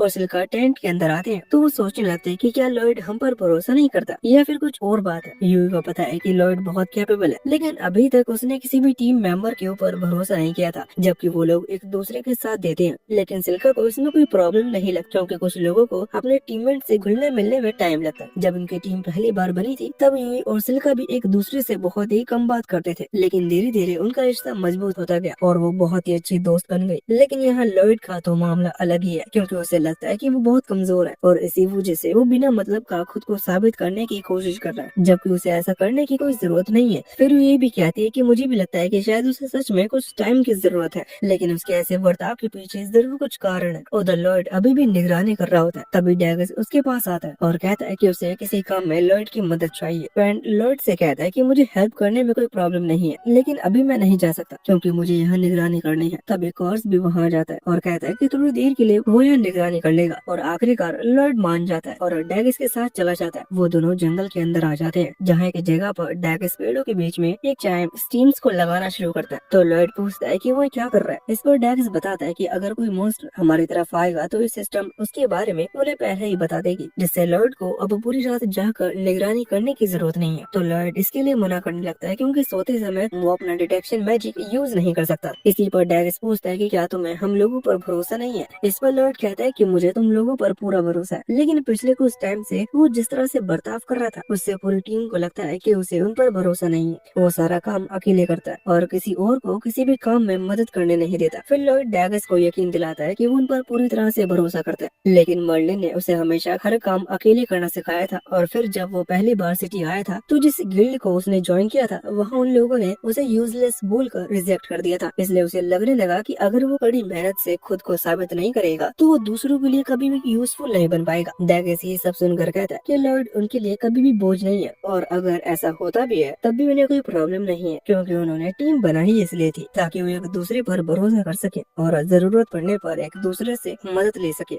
लॉयड को ये बात बहुत ही बड़ी लगती है क्योंकि उसने कभी नहीं सोचा था कि वो किसी और की हेल्प ले सकता था। डैगस सोचने लगता है कि लॉयड ने अपनी लाइफ में कितने हार्ड वर्क देखे होंगे जिसने उसे इस तरह का बना दिया, लेकिन फिलहाल वो कहता है कि अब हमें थोड़ा आराम कर लेना चाहिए। फिर दोनों वापस कैंप में चले जाते जाते हैं और कर्स गार्डिंग करने का ड्यूटी संभाल लेता है। साथ ही लॉयड और डैगस टेंट में सोने के लिए चले जाते हैं। लॉयड को अभी भी किसी पर भरोसा करने की आदत नहीं थी, लेकिन अब उसे अपने दोस्त काफी पसंद आने लगते हैं और वो उन पर भरोसा करना चाहता था। अगली सुबह लॉयड यूई के पास जाता है और पूछता है कि क्या वो उसे पानी लाने में हेल्प कर सकती है। ये सुनकर यूई कुछ पल के लिए हैरान रह जाती है, क्योंकि पहली बार लॉयड ने उसे किसी चीज के लिए मदद मांगी थी। लेकिन वो खुश थी कि लॉयड फाइनली उस पर भरोसा करने लगा है और वो उसकी मदद के लिए मान जाती है। फिर हमें एक कासल को दिखाया जाता है, जहाँ एक आदमी माइकल को बताता है कि सारे मैजिक स्टोन्स उसके बताए गए जगह पर रख दिए गए हैं और कैपिटल में सब कुछ लो रैंकिंग एडवेंचर और हीरो गिल्ड ही बची है। माइकल हीरो गिल्ड को भी वहाँ से दूर करना चाहता था, लेकिन उसे यकीन नहीं था कि वो उन्हें आसानी से हरा देगा, इसलिए उसे उनसे कुछ खास परेशानी नहीं थी। वहीं जंगल में लॉयड और बाकी सभी अपना सफर जारी रखते हैं, लेकिन यूई को ये जगह काफी अजीब लगने लगती है, क्योंकि वहाँ कुछ ज्यादा ही शांति थी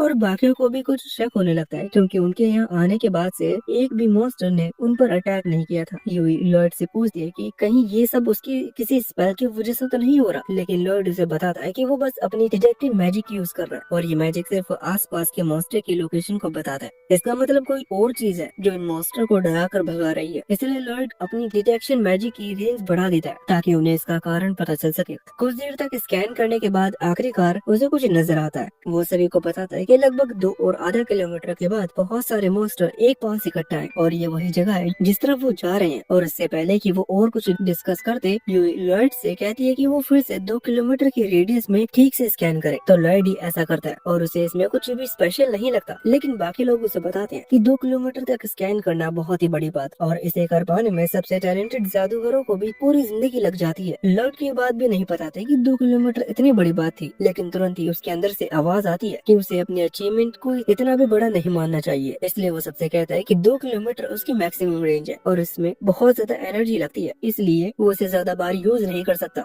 अब यूई भी उसकी बात से फ्रस्ट्रेटेड होने लगती है, क्योंकि लॉयड को अपनी पावर का अंदाजा नहीं था और वो बार बार अपनी पावर को बहुत ही कम मानता था। लेकिन फिलहाल उन्हें वो मिशन जल्दी पूरा करना था, इसलिए वो लॉयड को उसकी पावर के बारे में बाद में समझाने का डिसाइड करते हैं। फिर आखिरकार वो उस फार्म तक पहुंच जाते हैं जहाँ पर बहुत सारे मॉन्स्टर थे और उन्हें पहले से पता होने के बावजूद जब वो उन्हें देखते हैं तो ये चीज उन्हें काफी डरावनी लगता है। इतने सारे वीडियो को देखकर लॉयड को उस रिपोर्ट की बात याद आती है जिसमें लिखा था कि इस हॉर्ड में अलग अलग तरह के मॉन्स्टर हैं। तो फिर बाकी के मॉन्स्टर कहाँ गए? बाकी सभी उसकी बात से अग्री करते हैं, क्योंकि उन्हें पता ही था कि इस जंगल में इन भेड़ियों से भी ज्यादा पावरफुल मॉन्स्टर है, इसलिए अगर यहाँ कोई फाइट भी हुई तो सिर्फ ये भेड़िए जिंदा नहीं बच सकते। फिर लॉयड यूई से पूछता है कि क्या उसे पता है कि उस फार्म का मालिक कौन है। यूई बताती है कि उसे ठीक से तो नहीं पता, लेकिन रिपोर्ट में लिखा था कि उसका मालिक घायल हो गया था और अभी वो शहर में अपने बेटे के साथ रह रहा है। तभी कर्स को अपने फार्म में कुछ अजीब सा दिखता है, तो वो बाकी सबको वहाँ देखने के लिए कहता है, लेकिन उन्हें कुछ साफ दिखाई नहीं देता क्योंकि उनकी विजन कर्स जितनी तेज नहीं थी। लॉयड को भी ठीक से नहीं दिख रहा होता, तो वो अपनी आंखों पर एनहेंसमेंट मैजिक यूज करता है, जिससे उसे फार्म के बीच में एक रहस्यमय स्टोन दिखता है। फिर वो बाकी लोग पर भी विजन बूस्ट स्पेल का यूज करता है। सभी उस पत्थर को देखकर समझ जाते हैं कि कुछ न कुछ गड़बड़ तो है। लॉयड के हिसाब से शायद वह ऑर्स मैजिक यूज किया जा रहा है, क्योंकि मर्लिन ने उसे एक बार बताया था कि ऑर्स मैजिक की हेल्प से मॉन्स्टर को कंट्रोल किया जा सकता है। तो जरूर कोई इस मैजिक स्टोन का यूज करके सारे मॉन्स्टर को यहाँ बुला रहा है। तभी फिर वो डिटेक्शन मैजिक कास्ट करता है और जैसे ही उसने सोचा था, एक बहुत ही बड़ी संख्या में मॉन्स्टर का झुंड उनकी तरफ आ रहा है। अब वो लोग सोच में पड़ जाते हैं कि आखिर कोई इन मॉन्स्टर को जमा करने के लिए इतनी मेहनत क्यों करेगा, क्योंकि अगर उनका मकसद उनकी गिल्ड को खत्म करना होता तो इसके लिए और भी कई आसान तरीके हैं। लॉयड अभी गहरी सोच में डूबा होता है, तो कर्स उसे याद दिलाता है कि और भी मॉन्स्टर उनकी तरफ आ रहे हैं, तो उन्हें जितनी जल्दी हो सके यहाँ से वापस चलना चाहिए। इस पर यूई कहती है कि अब वो पीछे नहीं हट सकते, वरना फॉर्म पूरी तरह से तबाह हो जाएगा। लेकिन कर्स कहता है कि वो लोग मिलकर भी इतने सारे मॉन्स्टर का सामना नहीं कर सकते। फिर डैगस कहता है कि अब हम वापस भी नहीं जा सकते, क्योंकि अगर वो ऐसा करते हैं तो मॉन्स्टर गाँव में घुसकर तबाही मचाना शुरू कर देंगे। यहाँ किसी को कुछ समझ में नहीं आ रहा होता कि उन्हें क्या करना चाहिए। तभी लॉयड कहता है कि हमें यहीं रुक कर उनसे लड़ना चाहिए और मेरे पास इसके लिए एक प्लान भी है। सबसे पहले हमें उस मैजिक स्टोन का कुछ करना होगा। फिर वो कर्स से पूछता है कि क्या वो इतनी दूर से उस स्टोन को हिट कर सकता है। कर्स हाँ कहता है कि वो निशाना तो लगा लेगा, लेकिन स्टोन बहुत दूर है, इसलिए शायद वो एक बार में उसे ना तोड़ पाए। इस पर लॉयड कहता है कि वो अपने एनहेंसमेंट मैजिक से उसकी पावर को बढ़ा देगा। फिर कर्स निशाना लगाता है और ठीक उसी समय लॉयड उस पर 3 लेयर्स वाली एनहेंसमेंट मैजिक डाल देता है, जिससे कर्स बड़ी आसानी से एक ही बार में उस स्टोन को चकना शुरू कर देता है। और ये देखकर कर्स हैरान होकर लॉयड से पूछता है कि उसने क्या किया था। इस पर लॉयड बहुत ही मासूमियत से बताता है कि उसने उसके साथ साथ उसके बो और एरो में भी एनहेंसमेंट मैजिक डाल दिया था ताकि उसे ज्यादा से ज्यादा पावर मिल सके। उसके बाद बात सुनकर वो लोग एक बार फिर से हैरान रह जाते हैं, क्योंकि ऐसा कर पाना आम लोगों के लिए बिल्कुल भी पॉसिबल नहीं था। लेकिन लॉर्ड ऐसा बिहेव कर रहा था जैसे कि ये कोई बड़ी बात नहीं थी। खैर, अब जब मैजिक क्रिस्टल डिस्ट्रॉय हो चुका है तो सभी मॉन्स्टर एक दूसरे पर ही अटैक करने लगते हैं, क्योंकि अब वो लोग अपने होश में आ चुके होते हैं। फिर लॉर्ड कहता है कि ये मॉन्स्टर खुद में ही लड़कर बहुत ही कम हो जाएंगे, और जहाँ तक दूसरे हॉर्ड की बात है, स्टोन के खत्म होने के कारण उन्हें भी रुक जाना चाहिए। लेकिन उनके सोच अनुसार कुछ भी नहीं होता, तो सभी अपनी अपनी पोजीशन ले लेते हैं और मॉन्स्टर के वहाँ आने का इंतजार करने लगते हैं। लेकिन जब वो देखते हैं कि मॉन्स्टर बहुत ही ज्यादा है तो उन्हें थोड़ा डर लगने लगता है। तभी लॉर्ड उन्हें शांत रहने के लिए कहता है और बताता है कि अटैक करने से पहले उन्हें मॉन्स्टर को और पास आने देना होगा। फिर जैसे ही वो सिल्का के पास पहुंचने वाले होते हैं, लॉर्ड अटैक करने का सिग्नल दे देता है। सिल्का तुरंत ही अपना फायर स्टॉर्म स्पेल कास्ट करती है और ये स्पेल उसकी उम्मीद से कहीं ज्यादा पावरफुल साबित होता है, क्योंकि वो मॉन्स्टर देखते ही देखते भाप बनने लगता है। बाकी सभी भी हैरान रह जाते हैं। उन्हें पता था कि सिल्का का मैजिक इतना पावरफुल नहीं है, इसलिए वो लॉर्ड से पूछता है कि उसने ये क्या किया। इस पर वो बताता है कि उसने सिल्का पर एनर्जी एनहेंसमेंट मैजिक का स्पेल डाला था, जिससे उसकी मैजिक कम एनर्जी में भी ज्यादा पावरफुल हो गई। अब जब पहला स्टेप पूरा हो गया था तो लॉर्ड नेक्स्ट स्टेप के लिए कर्स के साथ एक मेंटल लिंक बना लेता है और फिर एक स्पेल मैजिक का यूज करता है, जिससे लड़ते हुए सभी मॉन्स्टर की लोकेशन कर्स को भी दिखने लगती है और धुएं के बीच में वो उन पर आसानी से निशाना लगा सकता था। थोड़ी ही देर में सभी फ्लाइंग मॉन्स्टर भी खत्म हो जाते हैं और अब प्लान के फाइनल फेज की बारी आती है। तो लॉर्ड सिल्का के पास जाकर पूछता है कि क्या तुमने सारे लैंड मॉन्स्टर को खत्म कर दिया। इस पर सिल्का बताती है कि हाँ, मैंने उन सभी को मार दिया है, लेकिन अब मेरी एनर्जी लगभग खत्म हो चुकी है, तो अब मैं ज्यादा कुछ कर नहीं सकती हूँ। इस पर लॉर्ड कहता है कि तुम टेंशन मत लो और सिर्फ मेरा हाथ पकड़ो। सिल्का को कुछ समझ में नहीं आता कि लॉर्ड क्या करना चाहता है, लेकिन फिर भी वो वैसा ही करती है और जैसे ही उनके हाथ टच होते हैं, लॉर्ड उसमें से अपनी एनर्जी ट्रांसफर करना शुरू कर देता है। फिर सिल्का उस एनर्जी का यूज करके एक स्पेल कास्ट करती है, जिससे पूरे जंगल के ऊपर बादल बन जाते हैं, जिससे वो जंगल की आग को बुझा भी देते हैं। लेकिन जैसे ही स्पेल पूरा होता है, सिल्का बेहोश होकर गिर जाती है, क्योंकि उसने अपना सारा मैजिक यूज कर लिया था। लॉर्ड भी काफी थक गया था। यूई और बाकी लोग लॉर्ड की खूब तारीफ भी करते हैं, क्योंकि उसका प्लान सच में जबरदस्त था। लेकिन लॉर्ड थोड़ा सा दुखी था, क्योंकि वो मॉन्स्टर को हराने के बाद थोड़ा थक गया था। लेकिन उसे थोड़ी राहत भी महसूस होती है, क्योंकि मिशन पूरा हो गया था। लेकिन जल्दी उसे कुछ गड़बड़ लगने लगती है, और अगर उसका शक सही निकलता तो उनके साथ बहुत ही बड़ा धोखा हुआ है। और जैसे जैसे लॉर्ड इस बारे में सोचता है, उसे मिशन एक जाल लगने लगता है, और अगर ये सच में एक जाल था तो शायद कोई कैपिटल से सारे हाई रैंकिंग एडवेंचर को दूर ले जाना चाहता था। इसका मतलब कोई जानबूझकर कैपिटल की सिक्योरिटी को कमजोर करना चाहता था, ताकि आसानी से वहाँ अटैक कर सके। फिर बाकी लोग उसे याद दिलाते हैं कि हीरो गिल्ड और रॉयल नाइट्स अभी भी इस सिटी में ही है, इसलिए कोई कुछ भी नहीं कर पाएगा। लेकिन वो लॉर्ड की बात को भी हल्के में नहीं ले सकते थे, इसलिए यूई सजेस्ट करती है कि उन्हें सिटी वापस जाकर देखना चाहिए। लॉर्ड उसकी बात से अग्री करता है और बिना कुछ बोले उन सभी पर स्पीड बूस्ट मैजिक यूज करता है और तेजी से भागकर सिटी की ओर जाने लगता है। बाकी सब उसकी स्पीड देखकर हैरान रह जाते हैं, लेकिन फिर भी वो इतनी ही स्पीड से भागना शुरू कर देता है, क्योंकि उन्हें समझ में आ जाता है कि लॉर्ड ने जरूर कुछ किया है। फिर जब वो इसके बारे में पूछते हैं तो लॉर्ड बताता है कि मैंने सभी पर स्पीड बढ़ाने वाले जादू किया है, ताकि हम जल्दी सिटी पहुंच सके। ये जानकर सभी लॉर्ड की तारीफ करते हैं और साथ ही में वो लोग कहते हैं कि लॉर्ड को अपने मैजिक के बारे में और ज्यादा बताना चाहिए। फिर जब लॉर्ड और बाकी लोग शहर की तरफ तेजी से जा रहे होते हैं, उसी वक्त माइकल आराम से बैठकर रेड वाइन पी रहा होता है। तभी जनरल ग्रीस वहाँ आता है और माइकल से पूछता है कि उनकी प्लानिंग कैसी चल रही है। इस पर माइकल बताता है कि वो लगभग हमले के लिए तैयार है और ये सब उस लड़की की वजह से हो पाया जिसे ग्रीस ने किडनैप किया था, क्योंकि वो लड़की बहुत ही काम की निकली। असल में माइकल के दिमाग में काफी शैतानी आइडिया था जो उसे लड़की पर आजमाना चाहता है, और जब वो सिटी को तबाह कर देगा तो उसके बाद वो इस चीज का काम करेगा। ग्रीस को ये सब सुनकर महसूस होता है कि माइकल एक बहुत ही घटिया और खतरनाक प्लानिंग कर रहा है, लेकिन उसे कुछ नहीं कहता, क्योंकि माइकल एक टाइम पर डीमन लॉर्ड का राइट हैंड हुआ करता था, इसलिए उसके किसी भी बात पर क्वेश्चन करना उसे प्रॉब्लम में डाल सकती है। वहीं हम देखते हैं कि वो लड़की डंजन में कैद होती है। फिर कुछ टाइम बाद माइकल उसके पास मैजिकल पोशन लेकर आता है और उस लड़की से मैजिकल एनर्जी निकालने लगता है, ताकि वो मॉन्स्टर को आकर्षित करने वाले मैजिक स्टोन बना सके, जिसका यूज उसने पहले भी किया था। और वो इतनी बार उससे एनर्जी निकाल चुका है कि अब उस लड़की में इतनी हिम्मत भी नहीं बची है और वो पूरी तरह से हार मान लेती है। वहीं दूसरी तरफ लॉर्ड और उसकी टीम बड़े घास के मैदान को पार कर चुके थे और अब वो शहर के काफी पास थे। लेकिन अब सिल्का को लॉर्ड की चिंता होने लगती है, क्योंकि इतनी देर तक स्पीड एनहेंसमेंट मैजिक को यूज करना इतना आसान नहीं था। लॉर्ड को समझ में नहीं आता कि वो किस बारे में बात कर रही है। फिर वो बताती है कि जब किसी को इस तरह की एनहेंसमेंट मैजिक यूज करने की आदत हो जाती है तो इसमें काफी कम एनर्जी खर्च होती है, इसलिए इतनी देर तक मैजिक यूज करने के बाद भी उस पर कोई खास असर नहीं पड़ता। अभी सुनकर बाकी लोग हैरान होकर पूछते हैं कि तुम्हें इसकी आदत कैसे लगी। इस पर लॉर्ड बताता है कि जब वो छोटा था तो मर्लिन ने उसे जंगल के बीचों बीच छोड़ दिया था। उस वक्त उसे खुद ही रास्ता ढूंढकर घर पहुंचना पड़ा था। एक व्हाइट मेज होने के कारण वो अकेले किसी भी राक्षस को हरा नहीं सकता था,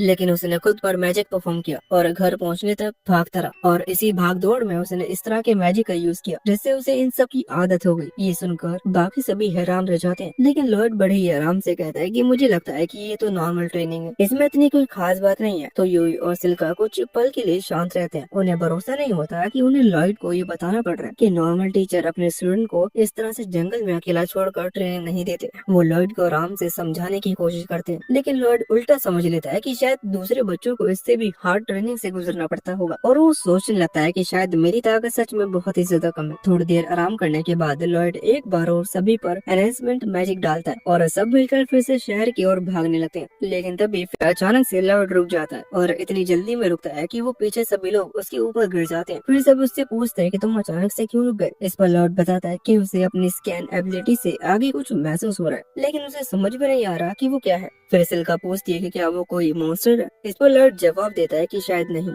यह किसी शिकारी के जैसा लग रहा है जो अपने शिकार की तलाश में है, लेकिन वो उसे देखने के बाद ही कुछ कह सकता है। फिर वो सबसे कहता है कि तुम लोग आगे बढ़ो, मैं इसे चेक करके आता हूँ। इस पर वे तुरंत ही मना कर देती है, क्योंकि लॉर्ड को खुद भी नहीं पता कि वो क्या खतरा हो सकता है, और अगर सच में वहाँ कोई खतरनाक चीज हुई तो वो अकेले ज्यादा कुछ नहीं कर पाएगा। लॉर्ड भी यूई की बात से सहमत होता है और बाकी लोग भी कहते हैं कि वो भी एक टीम का हिस्सा है, इसीलिए वो लोग भी लॉर्ड के साथ जाएंगे। लॉर्ड की बात काफी अच्छी लगती है कि वो लोग उसकी बहुत परवाह करते हैं। फिर लॉर्ड सबको उस जगह पर लेकर जाता है जहाँ उसे कुछ गड़बड़ लग रहा था। अब जब लॉर्ड उस जगह से थोड़ी दूर पर है तो वो कंफर्म होकर कह सकता है कि उस घर में मॉन्स्टर है। इस पर उससे पूछते हैं कि क्या तुम्हें सच में यकीन है कि वहाँ मॉन्स्टर है, क्योंकि मॉन्स्टर नॉर्मली ग्रुप में होते हैं और वो कई सालों से इस आइलैंड पर कब्जा करने की कोशिश कर रहे हैं, लेकिन अभी के टाइम पर उन्हें इस आइलैंड के कई देशों में जाने से रोक दिया गया था। फिर बाकी सभी लॉर्ड की तरफ हैरानी से देखने लगते हैं, क्योंकि सारी बातें बहुत ही नॉर्मल थी, लेकिन लॉर्ड ऐसे रिएक्ट कर रहा था जैसे वो इसे पहली बार सुन रहा हो। फिर लॉर्ड थोड़ा हिचकिचाते हुए एक्सेप्ट करता है कि उसे अपने बचपन की कोई भी बात याद नहीं है। उसकी सबसे पुरानी याद वो है जब मर्ली ने उसे गोद लिया था और तब तक युद्ध पूरी तरह से खत्म हो चुका था। खैर अगर वहाँ सच में मॉन्स्टर है तो डैगस का मानना है कि उन्हें तुरंत जाकर ये सब शहर के रॉयल गार्ड्स को बताना चाहिए। लॉर्ड को भी उसकी बात सही लगती है, लेकिन वो पहले थोड़ा और जानकारी इकट्ठा करना चाहता था। बाकी लोग इसे समझाते हैं कि अभी उसके और नजदीक जाना खतरनाक हो सकता है। लॉर्ड को भी बात पता थी, लेकिन उसे उस घर के अंदर से जो मैजिकल एनर्जी महसूस हो रही थी वो बिल्कुल वैसी ही थी जैसे एनर्जी क्रिस्टल से आ रही, जिसने सारे मॉन्स्टर को आकर्षित किया था। और अगर ये बात सच है तो इसका मतलब ये है कि उस घर के अंदर जो मॉन्स्टर है उसका किसी न किसी तरह से उस मास्टर माइंड से संबंध है, जिसने उस सिटी पर हमला करने के लिए साजिश रची है। और अगर ऐसा है तो लॉर्ड को लगता है कि उसे खतरा उठाकर इस बारे में जानकारी इकट्ठा करना चाहिए। यूई को भी उसकी बात सही लगती है और वो बाकी लोग को समझाती है कि एक योद्धा का फर्ज होता है कि वो लोगों की रक्षा करे, और ये मॉन्स्टर लोगों के लिए एक बहुत ही बड़ा खतरा है, और अगर उनकी किस्मत साथ देती है तो वो सिटी पर होने वाले हमले को रोक सकते हैं। इसके लिए उसे उन मॉन्स्टर को यहीं पर रोकना होगा, इसलिए कम से कम उन्हें एक बार कोशिश करनी चाहिए। लेकिन जैसे ही वो लोग उस घर की खिड़की के पास जाकर अंदर झांकते हैं तो वो लोग बहुत ही हैरान रह जाते हैं, क्योंकि घर अंदर से एकदम खाली होता है। फिर लॉर्ड एक बार और अपनी कैनिंग से लोकेशन चेक करता है तो उसे पता चलता है कि मॉन्स्टर तो जमीन के नीचे है, और उसका इरादा बिल्कुल भी अच्छा नहीं लग रहा था। तभी वो सिल्का से पूछता है कि क्या तुम अर्थ मैजिक यूज कर सकती हो, क्योंकि नीचे जाने का कोई और तरीका नहीं था। इस पर सिल्का बताती है कि हाँ, मैं अर्थ मैजिक यूज कर सकती हूँ। फिर लॉर्ड सब पर एनहेंसमेंट मैजिक डाल देता है ताकि उनकी पावर बढ़ जाए, और सिल्का अपना सैंड पिट वाला जादू इस्तेमाल करके जमीन में एक गड्ढा बना देती है, और उस गड्ढे से गिरते हुए वो सीधा मॉन्स्टर के रिचुअल के बीच में जाके गिरते हैं, जिससे सभी मॉन्स्टर घबरा जाते हैं और गुस्से में पूछते हैं कि तुम लोग कौन हो। लेकिन यूई अपनी तलवार एक राक्षस के चेहरे पर तान देती है और धमकी देती है कि अगर वो सच नहीं बताएंगे कि वो लोग वहाँ क्या कर रहे हैं तो वो उसे जान से मार देगी। लेकिन कुछ होने से पहले ही एक और मॉन्स्टर बीच में आ जाता है और अर्थ मैजिक से यूई की तरफ ढेर सारे पत्थर फेंक देता है, जिससे यूई का ध्यान भटकता है और इतने में ही पहला मॉन्स्टर वहाँ से भाग जाता है। फिर तभी कार्सिक मॉन्स्टर के सीने में गोली मार देता है, तो पहला मॉन्स्टर अपने साथियों को छोड़कर सीधा दरवाजे की तरफ भागता है और दरवाजा बंद करके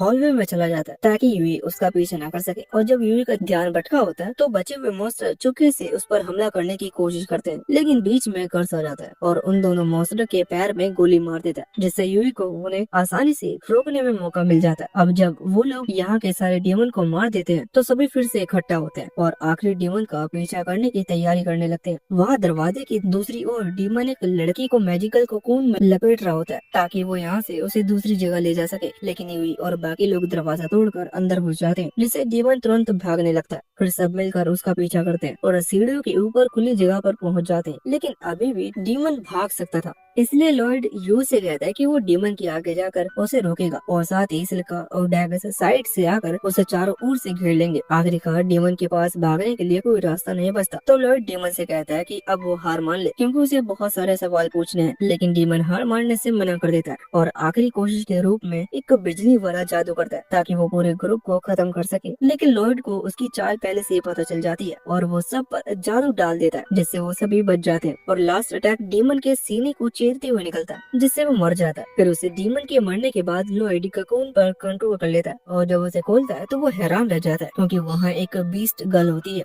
फिलहाल सब मिलकर उसे कैबिन में ले जाते हैं और बिस्तर पर सुला देते हैं, क्योंकि अब सारे डीमन मर चुके हैं तो उन्हें इस लड़की से ही कुछ जानकारी मिल सकती थी। लेकिन ऐसा लग रहा था कि वो अभी होश में ही नहीं आने वाली। फिर डैगस लॉयड से पूछता है कि क्या वो उसे ठीक कर सकता है। इस पर पोलैंड कहता है कि वो कोशिश करेगा और फिर वो अपने मैजिकल बैंड से उसकी हीलिंग प्रोसेस को शुरू करता है। सिल्का लॉयड की हीलिंग मैजिक देखकर हैरान रह जाती है, तो लॉयड हंसते हुए बताता है कि उसने अपनी फ्री टाइम में इस मैजिक में कुछ करेक्शन किया था। लेकिन यूई लॉयड से कहती है कि ज्यादातर एडवेंचर को अपने मैजिक में करेक्शन करना नहीं आता है और यहाँ तक कि ऐसा करना भी काफी रेयर था। तो लॉयड की एबिलिटी सच में बहुत ही स्पेशल थी। लॉयड को ये पता नहीं होता कि मैजिक में चेंज करना इतनी बड़ी बात होती है, क्योंकि उसके टीचर मर्लिन अक्सर उसे अपने मैजिक को बेहतर बनाने में मदद किया करती है। लेकिन अब उसे यूई की बात समझ आ जाती है और वो इस बार अपने टैलेंट को कम नहीं समझता। फिर थोड़ी देर बाद वो लड़की धीरे धीरे होश में आती है और उसकी आंखें खुलती हैं। यूई उस पर सवाल की बौछार कर देती है, क्योंकि वो उससे बहुत कुछ जानना चाहती थी। उसे लड़की को जवाब देने में काफी प्रॉब्लम हो रही थी, लेकिन वो किसी तरह से बताते हैं कि उसका नाम क्लियर है। उसके बाद लॉयड पूछताछ शुरू करता है और कहता है कि क्या उसे पता है कि डीमन ने उसे बंदी क्यों बनाया था। इस पर क्लियर कुछ भी नहीं बोलती, तो लॉयड टॉपिक बदलते हुए उसे बताता है कि वो सभी एडवेंचर हैं जो एक फार्म को मॉन्स्टर से बचाने के लिए आए थे और मॉन्स्टर को एक मैजिक स्टोन का यूज करके बुलवाया जा रहा था जो फार्म के बीच में रखा था। और लॉयड को उसमें से बीस्ट मैजिक की फीलिंग आ रही थी। उसे याद आते हैं कुछ बेस्ट लोग ऐसे होते हैं जिसमें से जानवरों को कंट्रोल करने की मैजिक होती है, तो वो जानता था कि क्या ये मैजिक क्लेयर की तरफ से आ रहा था। क्लेयर थोड़ी देर के लिए हिचकिचाती है, लेकिन फिर मान लेती है कि वो मैजिक स्टोन को पावर दे रही थी। उधर सिटी में कुछ गार्डों को एक मैजिक स्टोन मिलता है जिसे डीमन ने वहाँ सेट किया था, लेकिन अब काफी देर हो गई थी क्योंकि मॉन्स्टर पहले ही आना शुरू कर चुके थे और जल्दी वो पूरे शहर में अपना कब्जा जमा सकते हैं। कहानी उसके आगे से कंटिन्यू होती है और हम देखते हैं कि एलन काफी फ्रस्ट्रेटेड हो रहा था, क्योंकि उसे लॉयड को निकालने के बाद अभी तक उसकी जगह पर कोई भी नया मेंबर नहीं मिला था, क्योंकि जितने भी व्हाइट मैजिस ने अभी तक उसकी जगह पर अप्लाई किया था वो एक बार में मुश्किल से 2 स्पेल कास्ट कर पाते थे, जबकि लॉयड आसानी से 5 स्पेल एक साथ कास्ट कर सकता था। रीना एलन को समझाने की कोशिश करती है कि शायद लॉयड स्पेशल था और हमें उसके जैसे दूसरा जादूगर नहीं मिल सकता, लेकिन एलन की ईगो बीच में आ जाती है और वो ये मानने से इनकार कर देता है और कहता है कि सिटी के सारे व्हाइट मैज लॉयड से भी बेकार है, इसलिए उन्हें नए मेंबर की तलाश जारी रखनी चाहिए। तभी रॉयल गार्ड का एक मेंबर वहाँ आता है और उन्हें एक बैड न्यूज देता है कि सिटी के बाहर मॉन्स्टर देखे गए हैं और उनकी संख्या लगभग 10,000 से भी ज्यादा है। इसलिए किंग चाहते हैं कि हीरो गिल्ड सिटी की रक्षा में मदद करे। वह एलन को अभी भी लगता है कि वो और उसकी टीम सबसे पावरफुल है, इसलिए बिना ज्यादा सोचे समझे उसके लिए हाँ कर देते हैं। एलन को इतना रिलैक्स देखकर गार्ड को भी राहत मिलती है, क्योंकि उसे लगता है कि एलन सच में पावरफुल है। गार्ड के जाने के बाद सीना एलन से पूछती है कि क्या उसे पक्का यकीन है कि वो उन्हें हरा सकता है, क्योंकि 10,000 मॉन्स्टर को अकेले हैंडल करना आसान नहीं होने वाला। लेकिन एलन को इसकी जरा से भी फिक्र नहीं होती।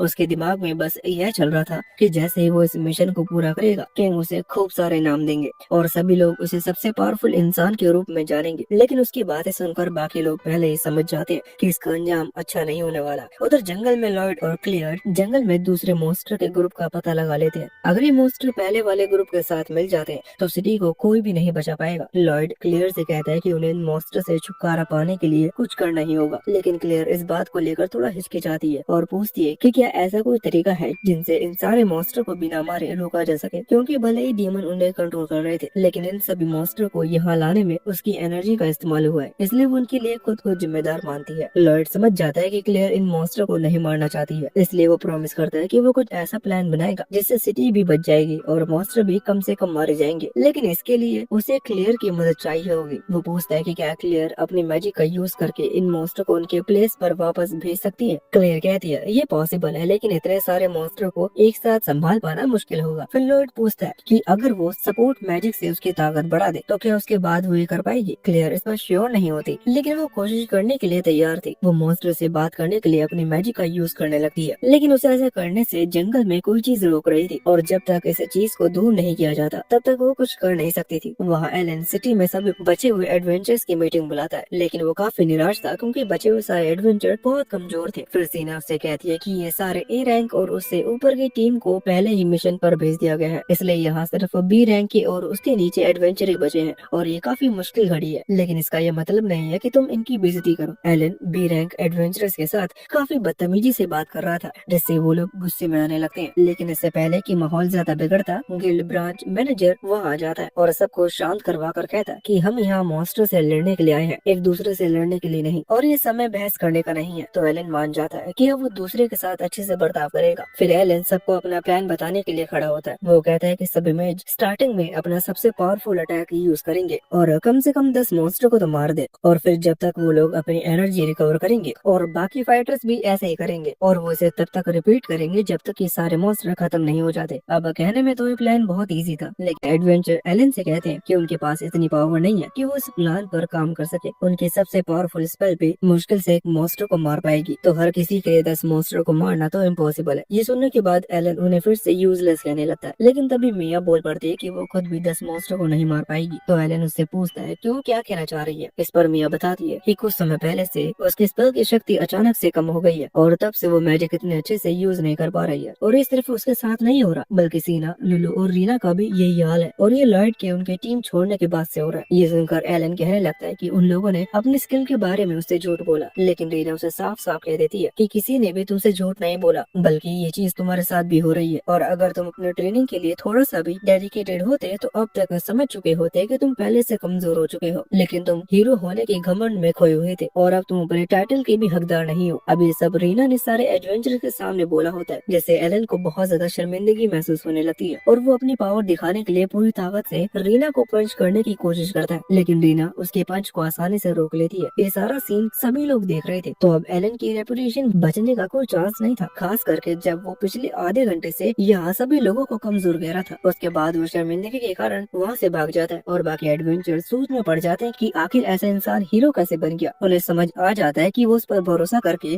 अपनी जान नहीं बचा सकते, इसलिए सब सोचने लगते हैं कि उन्हें क्या करना चाहिए, क्योंकि जल्द ही मॉन्स्टर वहां पहुंचने वाले थे। वो लोग शहर छोड़कर भागने का सोचने लगते हैं, लेकिन रीना सबको शांत रहने के लिए कहती है, क्योंकि वो कभी यहाँ रोक कर लड़ना चाहती थी। सभी लोग थोड़ा रिलैक्स होते हैं क्योंकि रीना जैसी काबिल इंसान अभी उनके साथ है, लेकिन रीना भी कहती है कि हालत सच में बहुत खराब है। सबसे पहले वो उनसे पूछता है कि क्या किसी ने हाल फिलहाल में लॉयड को देखा है। तभी शीन शिफ्ट होता है और लॉयड अभी भी क्लियर के साथ जंगल में था। उन्हें पेड़ों के पीछे छुपा हुआ एक मैजिक क्रिस्टल मिलता है। लॉयड ने इस तरह का क्रिस्टल पहले भी देखा था और शायद इसकी डार्क एनर्जी क्लेयर को उसका मैजिक यूज करने से रोक रही थी, और अगर इस क्रिस्टल को नष्ट किया जाता है तो क्लेयर मॉन्स्टर को दोबारा कंट्रोल कर पाएगी। लेकिन ये इतना आसान भी नहीं था क्योंकि जंगल में ऐसे बहुत सारे क्रिस्टल फैले हुए हैं और उन्हें ढूंढना बहुत मुश्किल है। लॉयड कहता है कि पूरा जंगल ढूंढने में उन्हें बहुत टाइम लग जाएगा, इसलिए वो क्लेयर से पूछता है कि क्या वो इन क्रिस्टल की लोकेशन पता कर सकती है, क्योंकि क्रिस्टल में उसी एनर्जी का यूज हो रही थी। क्लेयर कहती है कि हाँ, अगर वो क्रिस्टल नजदीक में है तो मैं उनकी एनर्जी को महसूस कर सकती हूँ, लेकिन जंगल बहुत बड़ा है इसलिए दूर की लोकेशन में उनका पता नहीं लग सकती। लॉयड कहता है कि इसमें कोई प्रॉब्लम नहीं है क्योंकि उसके पास एक परफेक्ट प्लान है। क्लेयर कुछ पूछ पाती उससे पहले लॉयड उस पर सेंसरी शेयरिंग का एनहेंसमेंट मैजिक डाल देता है, जिससे क्लेयर पूरे जंगल के मैजिक क्रिस्टल को महसूस कर सकती और उन सभी की एग्जैक्ट लोकेशन लॉयड को पता चल जाती है। उसके बाद वो क्लेयर के साथ साथ खुद पर भी इनविजिबिलिटी मैजिक यूज करता है ताकि मॉन्स्टर उन्हें ना देख सके। क्लेयर हैरान रह जाती है क्योंकि इतना मैजिक यूज करने के बाद भी लॉयड जरा भी नहीं थका होता। फिर वो दोनों मॉन्स्टर से बचते हुए आगे बढ़ने लगते हैं और क्लेयर क्रिस्टल पर से डार्क मैजिक हटाना शुरू कर देता है। वहाँ सिटी में एडवेंचर सिटी की दीवारों के बाहर जमा हो चुके थे और उन्हें लड़ाई की पूरी तैयारी कर ली थी, लेकिन फिर भी वो लोग काफी परेशान होते हैं। पहले रीना ने उन्हें बताया था कि हीरो गिल्ड लॉयड के कारण ही यहाँ तक पहुँच पाया है, उसने ही उनकी टीम को सक्सेसफुल बनाया था। फिर दूसरे एडवेंचर पूछते हैं कि अगर वो इतना जरूरी था तो फिर लॉयड को टीम से निकाल क्यों दिया गया था। इस पर रीना बताती है कि सक्सेस का भूत उनके सर पर चढ़ गया था और जब भी वो कोई मिशन पूरा करते तो अपने पावर पर उन्हें पूरा घमंड हो जाता और वो लोग लॉयड की मेहनत को इग्नोर कर देते थे।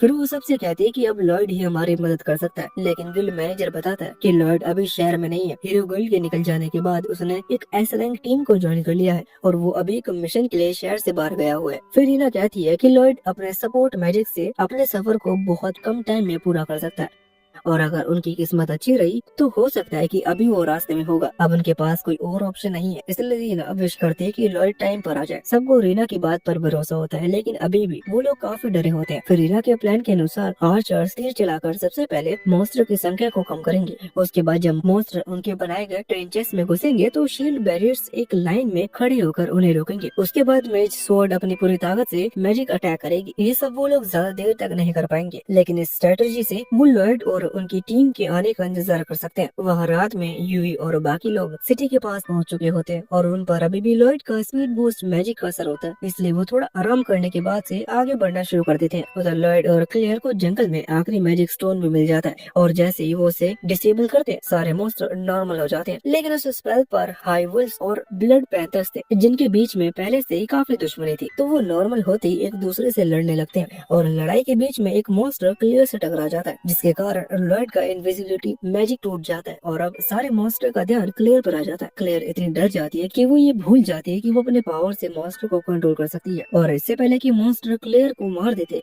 लॉयड सभी मॉन्स्टर का ध्यान अपनी ओर खींच लेता है। वहाँ सिटी में भी हालत कुछ ठीक नहीं थी। भले ही उन लोगों ने अभी तक मॉन्स्टर को रोक लिया था, लेकिन इतनी देर तक लड़ने के कारण वो लोग थकने लगे थे और फिर धीरे धीरे मॉन्स्टर उनकी फॉर्मेशन तोड़ने लगते हैं। अगर हालात ऐसे ही चलते रहे तो वो लोग ज्यादा देर तक टिक नहीं पाएंगे, लेकिन जैसे ही वो लोग हार मानने वाले थे एक विशाल फायरवॉल का अटैक होता है और ये अटैक यूई और उसकी टीम ने किया होता है, यानी कि आखिरकार वो लोग यहाँ पहुँच चुके थे। उधर लॉयड मॉन्स्टर के हमलों से बचने की पूरी कोशिश कर रहा होता है और उसे देखकर क्लेयर बहुत हैरान थी कि लॉयड इतनी तेजी से कैसे मूव कर पा रहा है, लेकिन उसे समझ में नहीं आ रहा था कि वो मॉन्स्टर पर हमला क्यों नहीं कर रहा, जबकि वो जानती है कि लॉयड जैसे ताकतवर इंसान के लिए ऐसे मॉन्स्टर को हराना बहुत ही आम बात थी। तभी उसे याद आता है कि लॉयड ने उसे प्रॉमिस किया था कि वो उसके लिए मॉन्स्टर को कम से कम मारेगा और शायद इसलिए वो उन पर अटैक भी नहीं कर रहा। क्लेयर नहीं चाहती थी कि उसकी वजह से लॉयड परेशान हो, इसलिए वो अपनी पावर को यूज करना शुरू करती है और एक गाना गाती है जिससे सारे मॉन्स्टर शांत हो जाते हैं और वापस जंगल की तरफ लौटने लगते हैं। लॉयड उसकी एबिलिटी को देखकर बहुत इम्प्रेस था। वो क्लेयर से पूछता है कि उसने क्या किया था। क्लेयर बताती है कि उसने बस अपनी पावर से मॉन्स्टर को पोलाइटली जंगल में वापस जाने के लिए कहा और उन्होंने उसकी बात मान ली। खैर अब जब वो वहाँ की सिचुएशन कंट्रोल में आ चुकी थी तो लॉयड क्लेयर से कहता है कि अब हमें जल्दी से सिटी लौटना होगा। वहाँ सिटी में भी अभी भी वो लोग मॉन्स्टर से फाइट कर रहे थे और यूई की टीम के हेल्प के बाद भी मॉन्स्टर को कुछ खास फर्क नहीं पड़ा था। साथ ही उनकी एनर्जी भी खत्म होने लगी थी। ऐसा लग रहा था कि अब सब खत्म हो जाएगा। रीना सबको हार न मानने के लिए कहती है क्योंकि उसे यकीन था कि वो लोग जीतने का कोई रास्ता जरूर निकालेंगे, लेकिन फ्रंट लाइन पहले ही टूट चुकी थी और चारों तरफ लोग घायल हो रहे थे। किसी तरह से वो अभी तक टिके हुए थे, लेकिन अब उनकी सारी डिफेंस पूरी तरह से नष्ट हो चुकी थी। गिल्ड मैनेजर भी डरने लगते कि शायद अब पूरा शहर खत्म होने वाला है, लेकिन इससे पहले कि सिटी पूरी तरह से खत्म होती जंगल के पास से किसी के गाने की आवाज सुनाई देती है और ये क्लियर थी जिसका गाना लॉयड के मैजिक से बूस्ट हो गया था। उन दोनों की मेहनत से सभी मॉन्स्टर ने हमला करना बंद कर दिया था और जंगल की ओर जाने लगे थे। फिर सारे मॉन्स्टर के जाने के बाद क्लियर आखिरकार गाना बंद कर दिया और थकावट के कारण लगभग बेहोश ही हो जाती है, लेकिन लॉयड उसे संभाल लेता है। दोनों खुश थे कि उन्होंने शहर बर्बाद होने से बचा लिया, लेकिन इसका मतलब ये नहीं था कि खतरा हमेशा के लिए टल गया, क्योंकि ये पूरी घटना डीमंस की साजिश थी और उन्होंने और भी अटैक करने का प्लान बना रखा था। वहाँ हम देखते हैं कि गोलम का एक बहुत बड़ा झुंड सिटी की तरफ बढ़ रहा था।